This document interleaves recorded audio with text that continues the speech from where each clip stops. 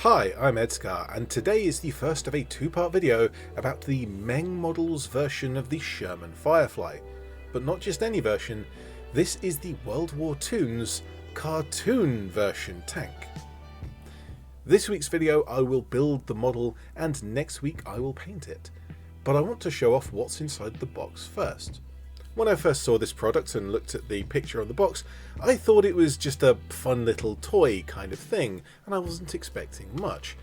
But as soon as I had a look inside at the sprues, well no, this is a legit model kit, with detail and small parts, and it's all very nicely moulded, and even the mould lines are minimal. So this is certainly a fun little toy tank, but it's taken seriously as a proper model kit as well. Even the gun's barrel is 3-part moulded, so no drilling required. Inside the box also is the instructions, of course, which I'll put up on screen, and you can pause on any page in case you've lost yours or got the sprues second hand. It also has a nice little transfer sheet, but we'll have a better look at that next week. And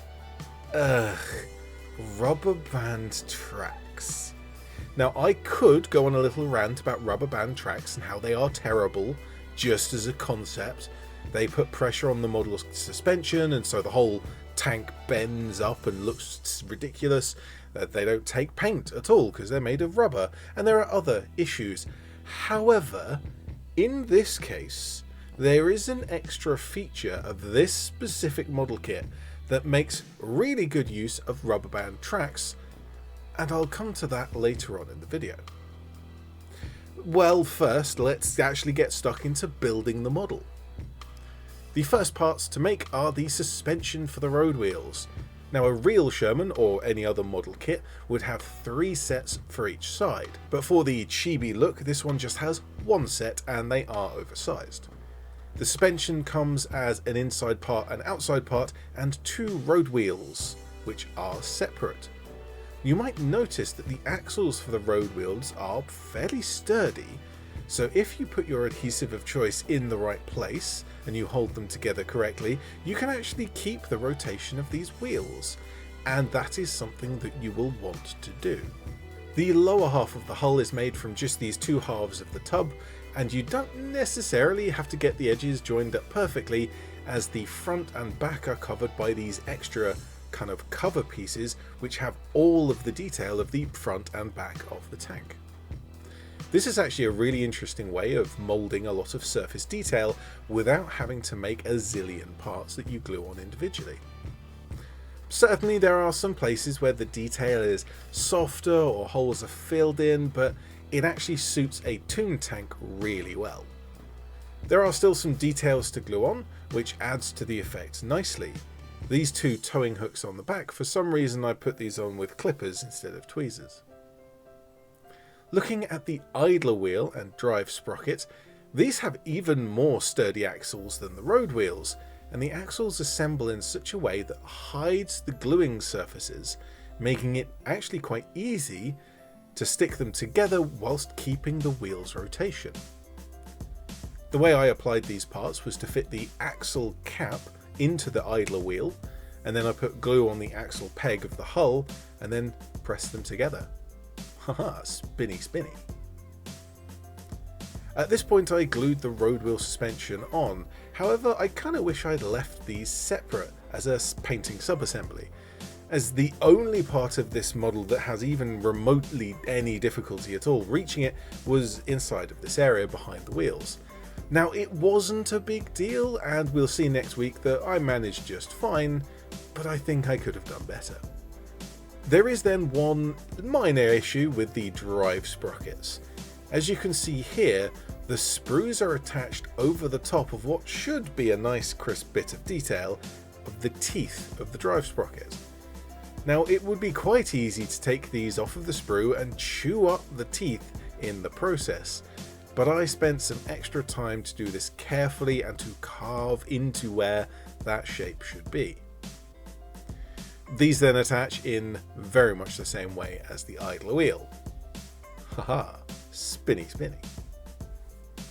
Now that I have the full track assembly built, except for the tracks, I can show you the fancy feature of this model kit that makes the rubber band tracks actually not terrible, thank you very much. Once assembled, you can push the tank around on the table and the tracks move and the wheels turn. It's quite fun. It's actually a lot more fun than it really should possibly be able to be. It's kinda cool. Well, distracting myself from that, the hull top can go on now, and once you've cleaned up the sprue parts, this fits really nicely. Most of the gaps are actually hidden, and those that aren't are right along panel lines, making them visibly disappear. The upper hull has a lot more smaller details to go on than the lower hull, and so it's covered with these tiny slots. Firstly, there's a travel lock for the main gun, and this is cartoonishly proportioned, of course, so it actually isn't big enough to hold the main gun, but that's fine, it's a Toon tank, we can ignore such things. There is a ventilator, I think that's what this is, that goes on the slot on the right corner. Along the front we can also put the headlights in the second hole from each end, and then the headlight covers go over the top in the first and third slots. The slots along the middle take some spare track links, which are not rubber, so don't actually match the real tracks. And finally these pieces, which I think are the bow machine gun, even though the Firefly had the bow machine gun removed. The gun's barrel fits behind the back of the mini mantlet, and then that can fit into the slots on the hull. I think if you're more careful than I was, you can actually have the barrel movable, but I ended up with cement all over the place here, so mine ended up fixed in position. Towards the back of the hull fits some shovels. However, these are extremely thin and flimsy. I actually recommend being quite careful and possibly even shaving down the tabs so that you don't need to push that hard. You can't see it clearly in this shot because I'm not holding it up to the camera, sorry, but the tail lights go onto the rear corners similarly to the front, and these have protector bars that go over the top as well. The bars are shaped for each side, so make sure not to mix those up. For some of the bigger pieces, there are some nice unditching logs that go on the engine decks. One of them is separate to make for nicer detail, which just goes on top. We next have some crane lifting loops that go around the hull, so we can put it on a little ship sometime. And I made a mistake here. Not only am I still using clippers instead of tweezers, but I also put 4 on each side rather than just 3, because there were 8 of these in total. The 4th extra one that I put in the upper position should actually be a stowage wrap that we'll put on in a few moments. Once I realised, I removed the extra loop with the clippers and damaged the loop. Sensible ED-SKaR is sensible. Those stowage wraps can then go on the sides, 1 on the left, 2 on the right.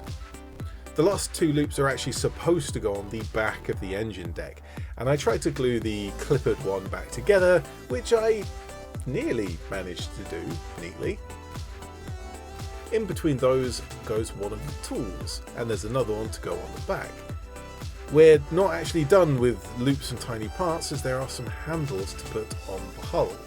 Please excuse the state of my fingers, I work for a living, and I'm pretty sure that that's actually spray paint from the last model I painted, so there's a video in it for you as well. I found these handles easier to clean up once they were actually glued into place.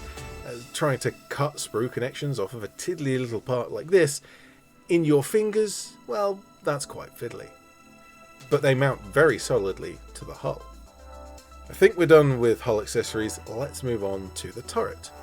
The bustle goes onto the back of the turret first, and we put what is essentially a plastic trunnion inside at the front. And we can then glue the mantlet to that, and if you're careful with this, be able to elevate this just a little bit, and that will elevate the gun once that's glued in place. Now here is another mistake that I made.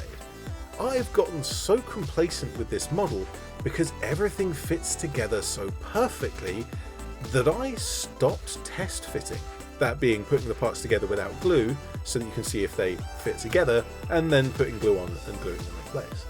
And because I hadn't test fitted the turret pieces, I put poly cement on the lower edge of the hull top. But this isn't where the turret pieces touch. Instead, it should be on the inside surface of the top or the outer edge of the bottom.